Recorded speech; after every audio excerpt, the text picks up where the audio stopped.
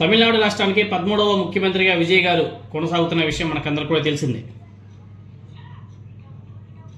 ఆయనకు 105 సీట్లు రావడం సర్ప్రైజింగ్, ఎవరు కూడా ఊహించుకోలేదు. తర్వాత ఆయన గవర్నమెంట్ని ఫామ్ చేయడం అన్నీ కూడా సర్ప్రైజింగ్గా నడిచిపోయినాయి.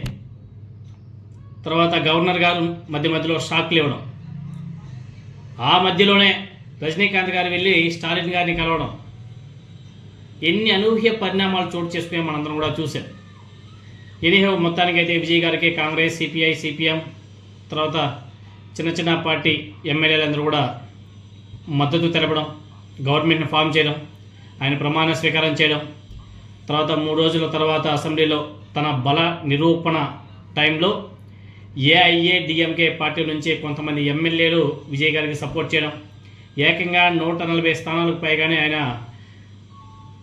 మద్దతుతో ముఖ్యమంత్రిగా కొనసాగుతున్నాడు. ఆ మధ్య రజనీకాంత్ గారు స్టాలిన్ గారిని వెళ్ళి కలిశాడు. అప్పుడు కొన్ని రూమర్స్ వచ్చాయి, రజనీకాంత్ గారిని ముఖ్యమంత్రిగా డిఎంకే, ఏఐడిఎంకే కలిసి ప్రభుత్వాన్ని ఏర్పాటు చేసి రజనీకాంత్ గారిని సీఎం చేస్తారని చెప్పేసి కూడా కొన్ని వార్తలు అయితే వచ్చాయి గట్టిగానే. అంటే రకరకాల వార్తలు. అప్పుడు రజనీకాంత్ గారు స్పందించలే.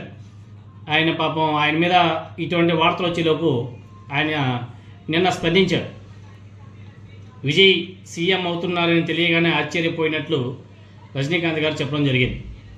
ఒకవేళ కమల్ హాసన్ సీఎం అయి ఉంటే అసూయపడే వాడిని